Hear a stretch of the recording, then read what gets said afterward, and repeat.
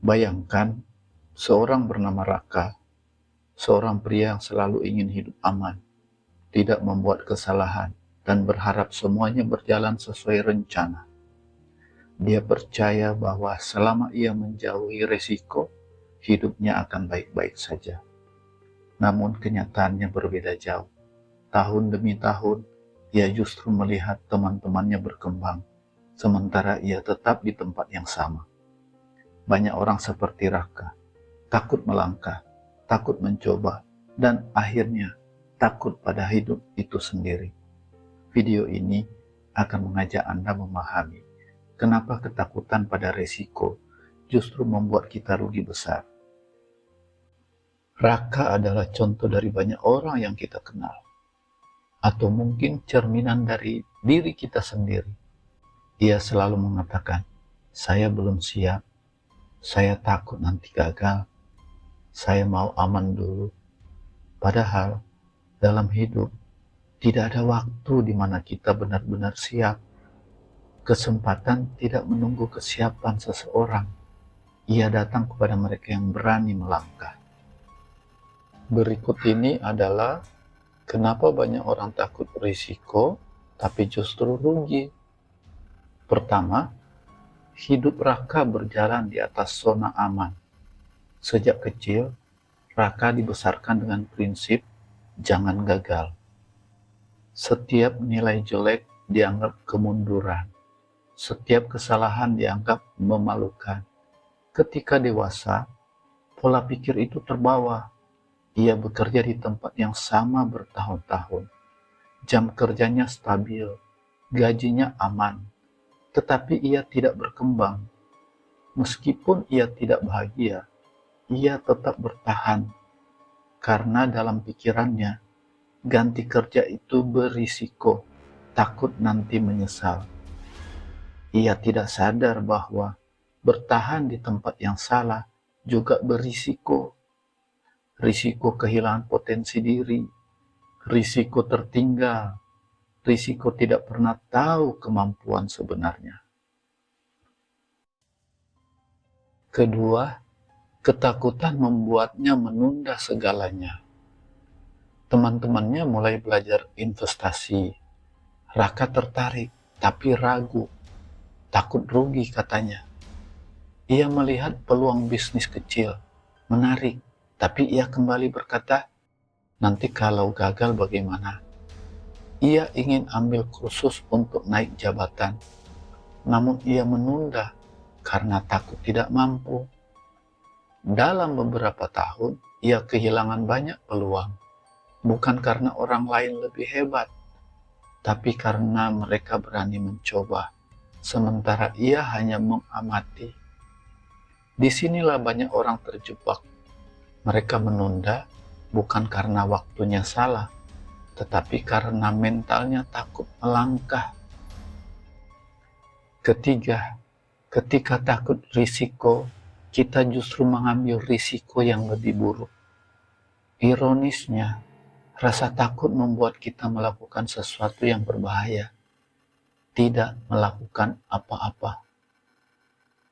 Raka memilih aman, tapi amannya itu justru menggerogoti hidupnya perlahan. Gajinya stagnan, kemampuannya tidak bertambah, nilai tabungannya kalah oleh inflasi. Setiap tahun ia merasa hidup makin berat. Inilah ilusi besar dalam hidup. Kita pikir tidak mengambil risiko berarti aman, padahal dunia terus bergerak. Tidak melangkah berarti tertinggal, dan tertinggal adalah risiko terbesar. Keempat, titik kesadaran Raka datang dari hal kecil.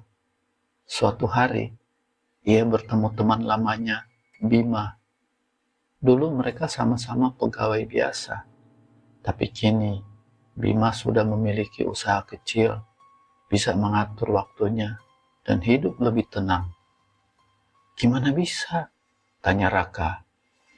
Bima hanya menjawab, aku gagal beberapa kali, Rak. Tapi setiap gagal, aku belajar. Kamu apa kabar? Pertanyaan itu menusuk.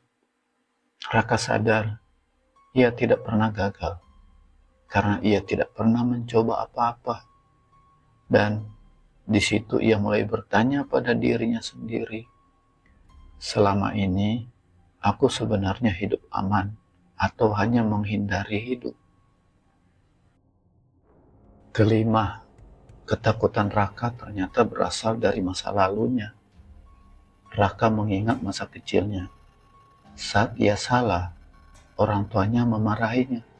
Saat ia jatuh, ia dianggap ceroboh. Saat ia ingin mencoba hal baru, ia dibilang aneh. Lingkungannya selalu mengatakan, jangan salah, jangan gagal, main aman saja. Pantas saja Raka takut. Ketakutan itu tertanam sejak lama. Itu bukan salahnya, tetapi menjadi tanggung jawabnya untuk melepaskannya. Karena di dunia nyata, gagal bukan akhir. Justru itu awal dari kemajuan. Keenam, menyadari bahwa tidak semua risiko sama. Saat merenung, Raka mulai paham. Ada risiko baik dan ada risiko buruk.